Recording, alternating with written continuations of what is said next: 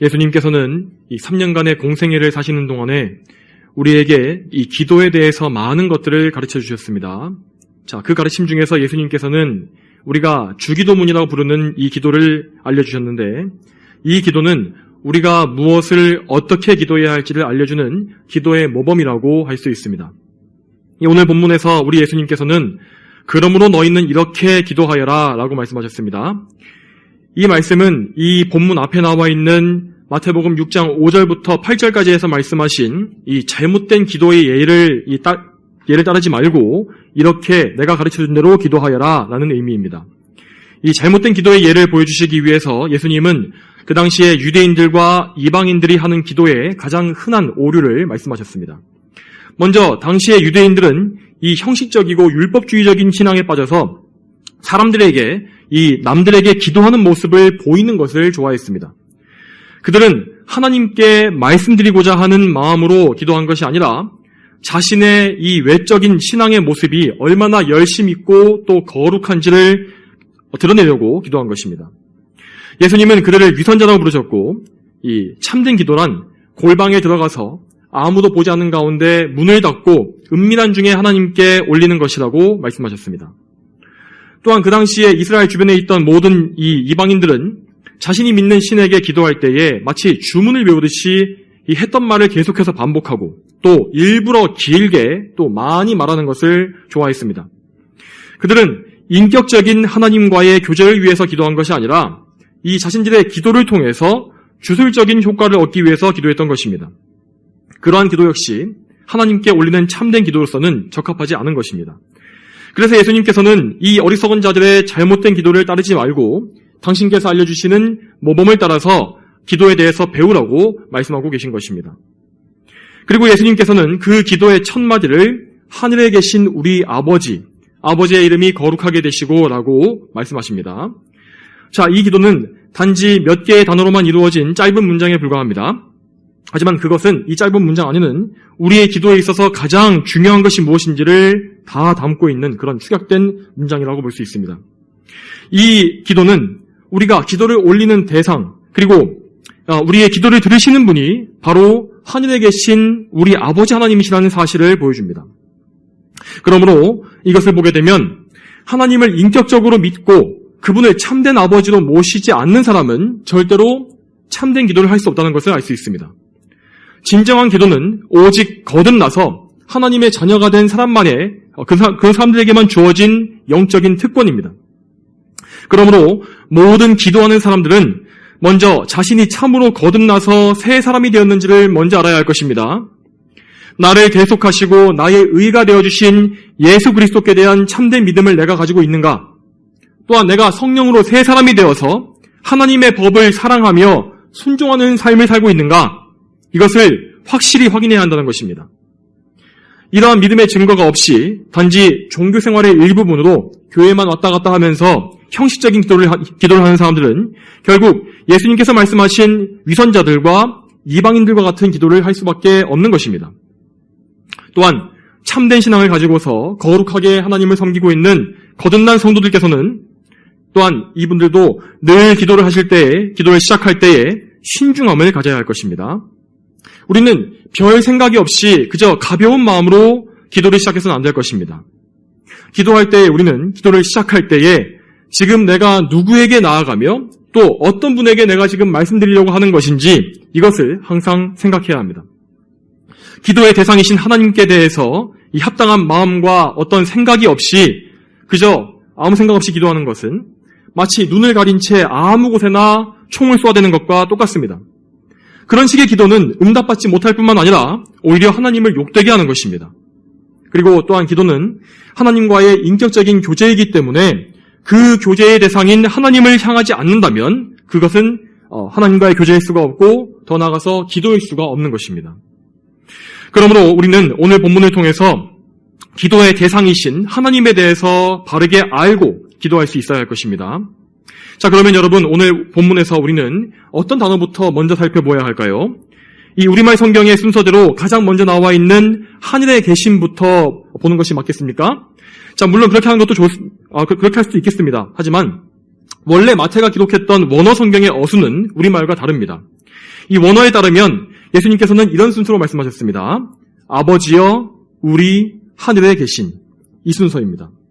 자, 즉 예수님께서 가르쳐주신 기도의 맨 첫 마디는 바로 아버지인 것입니다. 이처럼 예수님께서는 당신 자신도 하나님을 아버지라고 부르셨을 뿐만 아니라 예수님을 믿는 우리들에게도 하나님을 그분과 똑같이 아버지라 불러야 한다고 말씀하십니다. 하나님을 아버지라 부르는 것은 이 오늘날의 우리에게는 너무나 당연하고 자연스러운 일로 받아들여지는 것이 사실입니다. 우리는 이 하나님에 대한 아버지라는 호칭에 너무나 익숙해져 있어서 그 놀라움과 충격에 대해서 잘 느끼지 못하고 있지 않습니까? 자, 그렇지만 예수님 당시에 그 2000년 전의 유대인들에게 하나님을 아버지라 부르는 것이 얼마나 충격적인 일이었는지를 우리는 좀 생각해 볼 필요가 있습니다. 물론 구약 성경에서도 종종 하나님을 아버지라 부르는 사실이 있습니다. 그렇지만 그 경우는 예수님께서 사용하신 의미와는 다른 것이었습니다. 구약에서 하나님을 아버지라 부르는 표현은 성도 각 개인의 개인적인 아버지 되심을 말하는 것이 아니라 이스라엘이라는 이 한 민족 전체를 이끄시고 돌보시는 아버지가 되신다는 것을 고백하는 것이었습니다. 그렇지만 구약에 나와 있는 이 모든 모형의 본체이시고 또한 예언의 성취가 되신 예수님께서 오셨을 때 우리에게는 완전히 새로운 약속이 주어진 것입니다. 이 신약시대의 성도들은 예수 그리스도를 통해서 주어진 새 언약으로 이제 하나님을 나의 아버지라고 부를 수 있게 된 것입니다.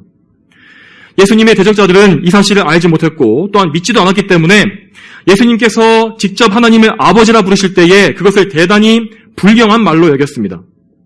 하나님을 아버지라 부른다는 것은 그분 예수님께서 하나님 자신과 하나님과 동등하다는 그런 표현으로 받아들여졌기 때문에 유대인들은 예수님이 신성모독을 한다고 여겼던 것입니다. 그러나 그들은 구약의 그림자 속에 아직 남아있어서 참으로 성부, 성자, 성령 삼위일체 하나님의 존재를 제대로 알지 못하고 있었던 것입니다. 예수님께서는 실제로 아버지 하나님과 동등하신 분으로서 하나님을 아버지라 부르는 것이 참으로 합당한 분이셨습니다. 또한 아버지 하나님께서는 그분의 아들 예수님을 통해서 구원하신 모든 사람들에게도 하나님을 아버지라 부르는 특권을 허락해 주셨습니다. 갈라디아서 4장 6절에 이렇게 나와 있습니다. 너희는 아들들이므로 하나님께서 자기 아들의 영을 우리의 마음속에 보내셔서 아바 아버지라 부르게 하셨다. 만일 우리에게 하나님께서 이렇게 아버지라 부르는 것을 허락하지 않으셨다면 그분을 아버지라고 친밀하게 부르는 것은 정말로 신성모독이 되었을 것입니다. 그렇지만 하나님께서 그분의 아들의 영인 성령님을 우리에게 직접 보내주셔서 영원히 우리에게 거하도록 하셨기 때문에 우리는 기쁨과 감사로서 하나님을 아버지라고 부를 수가 있는 것입니다. 여러분, 이렇게 하나님을 아버지라 부르며 기도할 수 있는 것이 얼마나 놀라운 특권인지를 잘 생각해 보시기 바랍니다. 신약성경의 히브리서 11장에는 정말 이름만 들어도 알 수 있는 구약성경의 쟁쟁한 믿음의 사람들이 열거되어 있습니다. 그렇지만 여러분, 그들이 보았던 빛과 그들이 얻었던 권리들은 우리가 지금 받고 누리고 있는 것에 전혀 미치지를 못합니다. 그 위대한 믿음의 영웅들 중에서 하나님을 아버지라 부를 수 있었던 사람은 단 한 명도 없었습니다. 심지어 죄를 짓기 전에 그 무죄한 아담도 하나님을 아버지라 부르지는 못했습니다. 그뿐입니까? 하늘의 천사들을 생각해 보시기 바랍니다. 여러분, 이 천사들에 비하면, 거룩한 천사들에 비하면 우리 죄인들은 너무나 연약하고 죄가 많은 존재입니다. 천사들은 죄가 없이 완벽하게 하나님을 섬기도록 창조된 영들이지만 그럼에도 그들은 하나님을 아버지라고 부를 수는 없습니다. 하나님께서는 결코 천사들을 자녀로서 사랑하시는 것이 아닙니다. 그래서 우리가 하나님의 아버지라 부를 수 있게 된 이 놀라운 구원의 은혜는 천사들마저도 참으로 놀라워하면서 살펴보기를 원하는 것이라고 베드로전서에 기록되어 있지 않습니까? 사랑하는 성도 여러분, 우리가 하나님의 아버지라 부르는 이것은 하늘의 천사들도 부러워하는 특권이고 구약의 모든 성도들도 그들의 평생에 바라고 또 바랐지만 받지는 못했던 그런 위대한 특권입니다. 우리는 기도할 때마다 그저 습관적으로 아버지 하나님을 부릅니다. 여러분, 그렇지만 우리가 얼마나 그 호칭에 대해서, 그 이름에 대해서 깊이 생각하고 있습니까? 그러므로 지금 이 시간에 다시금 하나님 아버지라는 이 이름에 대해서 다시 한번 생각해 보시길 바랍니다. 우리는 이 놀라운 특권을 얻는 데에서 아무것도 한 것이 없습니다. 하나님을 아버지라고 부를 수 있는 것은 하나님께서 주권적으로 우리에게 부여해 주신 특권입니다. 하나님께서 우리에게 아버지가 되신다면 우리는 분명히 그분의 자녀가 된 것입니다. 여러분, 그러면 우리는 어떻게 하나님의 자녀가 된 것입니까? 우리는 원래 모두 다 죄인으로 태어난 자들이었고 거룩하신 하나님과는 단절되어 그분의 원수로 살아왔지 않습니까? 우리는 하나님을 아버지라 부르기는커녕 그분을 무서워하고 미워하며 그분에게서 도망치며 살았던 비참한 존재였습니다.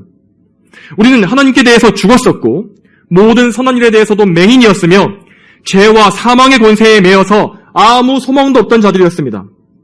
이처럼 멸망당할 짐승과 같았던 우리가 하나님의 자녀가 된다는 것은 정말 그야말로 지옥의 맨 밑바닥에서 천국의 보좌 바로 앞까지 올라가는 정도의 엄청난 신분 상승이라고 할 수 있습니다. 우리는 하나님께서 우리를 자녀로 삼으시기 위하여 우리의 아버지가 되시기 위하여 어떤 일을 행하셨는지를 늘 생각해야 합니다. 하나님께서는 그분의 원수된 우리를 속량하시기 위하여 그분의 친아들이신 예수님을 희생제물로 내어주셔서 희생양으로 피 흘리게 하셨고 그분의 피로써 우리의 죄값을 대신 치르게 하셨습니다. 이제 우리의 죄와 우리의 죄의 모든 책임은 다 그리스도께로 넘어갔고 대신 그리스도의 완벽한 의가 우리에게 주어진 것입니다. 그렇게 하심으로써 하나님의 법정에서 우리는 의롭다고 선포되었고 하나님께서는 이제 우리를 그분의 자녀로 입양해 주셨습니다. 이 놀라운 특권은 우리 입장에서는 거저 주어진 것이지만 하나님께서는 그 아들의 생명이라는 엄청난 이 무한한 값을 치르고서 우리를 사신 것입니다. 마치 여인이 해산하는 것과 같은 엄청난 수고와 고통을 통해서 우리는 하나님의 자녀로서 받아들여진 것입니다. 이 놀라운 은혜로 말미암아 우리는 말하자면 예수님을 큰 형님으로 모시는 한 형제들이 되었고 또한 하나님을 우리의 아버지로 영원히 모시게 된 것입니다. 이처럼 하나님께서 우리에게 보여주신 부성애는 너무나 놀랍고 큽니다. 우리는 이 놀라운 사랑에 대해서 깊이 묵상하고 잘 알아야만 마땅할 것입니다. 여러분, 우리의 하늘 아버지께서는 정말로 좋은 분이십니다. 이 육신의 아버지, 이 땅의 아버지들과 우리의 하늘 아버지를 비교해 보게 되면 이 하늘 아버지께서 얼마나 좋은 분이신지를 우리는 더 깊이 알 수 있을 것입니다. 물론 육신의 아버지들도 그 자녀들을 깊이 사랑합니다. 그러나 그 아버지들도 역시 아담의 후손이기 때문에 이 아이들에게 잘못을 하거나 실수하기도 하며 때때로 죄악된 것을 가르치기도 합니다. 나쁜 습관을 아이들이 배우게 하거나 또한 지나친 분노로 분노를 폭발시켜서 상처를 주기도 하고 아이들을 억울하게 만들 때도 있지 않습니까? 그렇지만 우리의 하늘 아버지는 언제나 완전하고 풍성하며 거룩한 사랑을 우리에게 베풀어 주십니다. 그분은 결코 자녀들을 부당하게 대하거나 억울하게 만들지 않으시며 항상 의로 이끄시고 가장 좋은 것을 베풀어 주시는 분이십니다. 또한 육신의 아버지는 인간 아버지는 늙고 병들며 결국 이 세상에서는 죽음으로써 이별하게 됩니다. 하지만 하늘 아버지께서는 영원히 쇠하지 않으시고 우리를 노년과 죽음 이후 영원까지 이끌어 주십니다. 이사야 46장 4절에 아버지께서 이렇게 말씀하십니다. 너희가 노년에 이를 때까지 내가 그러하겠고 백발이 될 때까지 내가 너희를 안을 것이며 내가 만들었으니 내가 업고 내가 품고 내가 구원할 것이다. 성도 여러분, 그러므로 하나님을 아버지라고 부르는 그때마다 이렇게 좋으신 하늘아버지를 모시도록 해주신 그분의 놀라운 은혜와 사랑을 깊이 생각하시길 바랍니다. 우리에게는 죽지도 않으시고 변치 않으시는 영원한 아버지께서 하늘에 계십니다. 이 사실을 늘 기억하시기 바랍니다. 여러분, 그러면 이러한 좋으신 아버지를 우리는 어떻게 대해야 하겠습니까? 무엇보다도 우리는 언제나 하나님 아버지를 사랑해야 합니다. 우리는 비록 온전히 신실하지 못합니다만 우리가 드릴 수 있는 한 최상의 사랑을 그분께 다 바쳐야 하는 것입니다. 우리가 하나님을 사랑할 수 있는 방법은 곧 하나님의 계명을 준수하는 것입니다. 여러분, 그런데 오늘날의 이 현대 기독교는 인간적인 감상으로 찬양을 하거나 혹은 열광적인 감정에 빠지는 것 등을 하나님께 대한 사랑으로 여기고 있습니다. 하지만 여러분, 이런 것들은 성경이 말하는 것이 아니라 사람이 자기의 생각에서 만든 기준으로서 하나님을 사랑한다고 착각하는 것에 불과합니다. 하나님께서 정하신 사랑의 기준은 그분의 계명에 다 들어있는 것입니다. 요한일서 5장 3절에 하나님을 사랑하는 것은 이것이니 우리가 그분의 계명을 지키는 것이다. 그분의 계명은 무거운 것이 아니다 라고 하였습니다. 그러므로 우리는 항상 하나님의 거룩한 계명을 더 알며 그 계명대로 살기 위해서 우리 자신을 쳐서 복종시키는 이 순종의 삶을 더 잘 살아야 하는 것입니다. 여러분, 또한 우리는 하나님을 언제나 친밀하게 대해야 합니다. 하나님께서는 이 하나님의 자녀인 우리들을 항상 가까이 하길 원하십니다. 물론 우리의 기도는 엄숙한 두려움을 가지고 해야 하겠지만 또한 동시에 마치 어린아이와 같이 아버지를 친밀하게 대하고 그분 앞에 모든 우리의 필요를 다 쏟아놓고 우리의 속마음을 다 아뢰는 것이 반드시 있어야 하는 것입니다. 마치 어린 자녀가 아버지께 와서 의존하고 기대듯이 우리도 언제나 하늘 아버지께 전적으로 의지하고 기대해야 합니다. 하나님을 친밀하게 가까이 하시기 바랍니다. 하나님께서는 그분을 찾고 구하는 자를 더욱더 가까이 해주실 것입니다. 그를 더 기뻐해 주실 것입니다. 우린 이렇게 항상 하나님을 가까이 모심으로써 마치 에녹과 같이 하나님과 평생 친밀하게 동행하는 믿음의 분량까지 성장해 갈 수 있을 것입니다. 또한 여러분, 우리는 언제나 하나님 앞에 겸손히 우리를 낮추어야 합니다. 우리는 그분의 자녀이지만 또한 동시에 용서받은 죄인이라는 사실을 항상 기억하시기 바랍니다. 언제나 여러분이 어디로부터 구원받았는지 그리고 어떻게 구원받았는지를 생각하시면서 하나님 앞에 겸손히 행하십시오. 또한 지금도 우리에게 여전히 죄성이 남아있음을 기억하시고 날마다 회개하시기 바랍니다. 죄에 대한 애통함이 우리에게 있어야 합니다. 이 탕자의 비유에서 이 배은만덕한 둘째 아들이 회개하고 돌아왔을 때를 생각해 보시기 바랍니다. 이 탕자는 자신의 죄를 깨닫고 마음이 낮아져서 슬퍼하는 가운데, 애통해하는 가운데 아버지께 돌아왔습니다. 그리고 아버지는 아직 그가 거리가 멀었을 때에 아들을 불쌍히 여겨서 달려가서 그의 목을 껴안고 그에게 입맞추었다고 기록되어 있습니다. 이 비유는 죄를 회개하는 겸손한 마음이 무엇인지, 그리고 회개해서 돌아온 자녀를 기뻐하시는 아버지의 심정이 어떠한 것인지를 우리에게 보여줍니다. 여러분, 우리의 참담한 죄에도 불구하고, 하나님께 도전한 우리의 죄에도 불구하고 감히 하늘 아버지께 담대히 나갈 수 있게 해줄 만큼 예수님의 공로는 무한한 것입니다. 예수님의 보혈로 깨끗하게 하지 못할 죄는 없으며 또한 예수님의 보혈로 덮어지지 못할 허물도 없는 것입니다. 우리에게는 이 죄에 대한 큰 애통함과 또한 자신을 쳐서 복종시키는 것이 언제나 있어야 할 것입니다.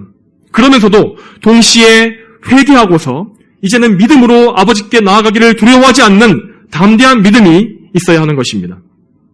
그러한 믿음이야말로 진정 하나님의 아들 예수님을 높이는 것이고 예수님의 십자가의 공로를 찬양하는 것이며 또한 무엇보다 아들을 보내주신 아버지 하나님을 영광스럽게 하는 것입니다. 혹여 이렇게 말하지 마시기 바랍니다. 나는 너무 큰 죄인이라서 내 죄가 너무나 흉악해서 하나님 아버지께서 나를 보아주지 않으실 거다. 이렇게 말하는 것, 이것은 그리스도의 공로를 과소평가하는 것이고 또한 마귀의 속삭임에 속은 것입니다. 믿음이 없이는 하나님을 기쁘시게 할 수가 없습니다. 유일하신 아들의 생명을 내어주신 하늘 아버지의 풍성하고 놀라운 사랑을 언제나 믿으시기 바랍니다. 그리고 담대히 보좌 앞에 나가시길 바랍니다. 이제 두 번째로 이 본문에서 하늘에 계신 우리 아버지에서 우리라는 단어를 생각해 보겠습니다. 예수님께서는 우리의 기도에서 하나님 아버지를 나의 아버지가 아니라 우리들의 아버지라고 부르라고 가르쳐 주셨습니다. 물론 하나님께서는 친히 이 성도 각 개개인 이 한 사람 한 사람의 아버지가 되십니다. 그렇지만 그 아버지의 사랑을 마치 혼자 받는 것처럼 생각하는 사람이 있다면 그는 하나님의 사랑과 뜻을 대단히 오해하고 있는 것입니다. 언제나 여러분이 그리스도의 몸된 교회의 일원이라는 사실을 잊지 마시길 바랍니다. 각 성도 개개인은 교회의 지체이고 그 교회는 예수 그리스도의 몸이며 몸인 교회는 머리이신 예수님을 통해서만 하나님 아버지의 은혜를 받아 누리는 것입니다. 제 아무리 탁월한 성도라 할지라도 천재적인 두뇌를 가진 성도라 할지라도 그리스도의 몸된 교회에 속하지 않고서 하나님의 은혜를 받을 수는 없는 것입니다. 모든 성도는 그리스도의 몸에 속해 있어야 하며 그리스도 안에서 영원히 형제로 한 몸이 되게 하신 동료 그리스도인들을 사랑하고 위해 주어야 하는 것입니다. 그러므로 성도 여러분, 여러분의 기도 가운데에서 언제나 교회와 다른 형제자매들을 위한 기도를 열심히 하시길 바랍니다. 형제자매들과 교제하는 것은 단지 그들과 얼굴을 마주보면서 대화하는 그런 방법만 있는 것이 아닙니다. 우리가 다른 형제들을 위해서 간절히 하나님께 기도할 때에 우리는 예수님 안에서 그들과 교제하고 교통하고 있는 것입니다. 그러므로 오늘도 기도의 시간에 기도하실 때에 교회 안의 지체들을 위한 기도를 꼭 하시길 바랍니다. 주님의 양무리를 위해서 기도하는 것은 오직 목회자만의 의무가 아닌 것입니다. 우리가 형제들을 위해서 기도할 때 우리는 목회자와 짐을 나누어지는 것이고 또한 그리스도의 몸을 영화롭게 하는 거룩한 일을 하고 있는 것입니다. 성도 여러분, 교회 안의 형제들은 주님 안에서 우리의 몸과 똑같고 또한 장차 저 천국에서도 함께 살아갈 영원한 우리의 가족입니다. 그 사실을 기억하시고 그리스도 안에 가족된 자들을 사랑해 주시길 바랍니다. 마지막으로 오늘 본문에서 하늘에 계신이라는 말씀에 대해서 또 생각해 보겠습니다. 이 말씀은 단지 하나님께서 공간적으로 저 하늘의 보좌를 두고 앉아 계신 분이라는 그런 의미가 아닙니다. 이 말씀은 하나님께서 이 땅에 살고 있는 우리 유한한 인간들과 달리 차원이 다른 초월적이고 존엄하신 분이라는 사실을 우리에게 알려주는 것입니다. 우리는 아버지라는 이름에서 하나님을 친밀하게 대할 것을 배우지 않았습니까? 그렇지만 동시에 그 다음에 바로 이어서 우리는 그 아버지께서 얼마나 높으신 분인지를 또한 우리가 얼마나 큰 두려움과 신중함으로 그분을 대해야 하는지를 배우는 것입니다. 하나님은 시간과 공간 밖에 계신 분입니다. 그분 앞에는 역사의 모든 순간이 창세로부터 종말까지의 모든 순간이 다 현재로서 펼쳐져 있으며 그분은 온 우주와 모든 공간을 한 번에 살피시는 분이십니다. 그분은 전지전능한 능력으로서 모든 것을 미리 정하시고 미리 아시며 또 모든 만물에 일어나는 일들을 모두 다 섭리로서 이루시는 전능하신 분이십니다. 그분의 거룩하심은 아무도 침범할 수가 없습니다. 또한 하나님은 죄를 바라볼 수조차 없으신 순결하신 분이십니다. 그러므로 우리는 하나님을 친밀한 아버지로 사랑하면서도 그분을 대하는 일에 항상 경박스러워서는 안 될 것입니다. 이 현대 기독교의 오류, 그러니까 인간의 즐거움이나 흥미를 추구하는 인간 중심의 이 기독교의 오류를 반드시 피하시기 바랍니다. 여러분, 이 유구한 교회 역사 속에서 이 참된 기독교는 한 번도 하나님 앞에 경박스러움을 조장하거나 세상의 쾌락적인 문화를 교회 안으로 끌어오지 않았습니다. 그러므로 이 시대의 거짓 기독교, 이 시대의 악한 이 문화에 휩쓸리지 마시고 항상 하나님 앞에 삼가 주의하여 여러분 자신을 거룩하게 지키시기를 바랍니다. 또한 우리는 하나님께 속한 것들을, 하나님의 소유물들을 함부로 대하지 않도록 각별히 조심해야 합니다. 여러분, 하나님의 소유물 중에서도 특히 이 교회는 하나님께서 가장 귀하게 여기시는 그분의 소유입니다. 그러므로 그분의 교회를 함부로 대하거나 욕하거나 마음대로 이 교회를 허물고 해치려는 자들에게는 반드시 하나님의 저주와 심판이 임할 것입니다. 그러므로 늘 교회 안에서 덕을 세우기 위해 힘쓰시며 진리와 관계없는 어떤 개인적인 주장이나 그런 유익들은 부인할 줄 아는, 인내할 줄 아는 그런 믿음을 가지시길 바랍니다. 또한 우리는 하나님께서 하늘에 계신다는 이 말씀을 통해서 하나님의 놀라운 겸손하심을 알 수 있습니다. 여러분, 이토록 높고 위대하신 하나님께서 어째서 우리와 같이 이렇게 미약하고 벌레 같은 자들을 이렇게 상관해 주시는 것이겠습니까? 어째서 그분은 우리와 같은 자들을 인격적으로 대우해 주시는 것일까요?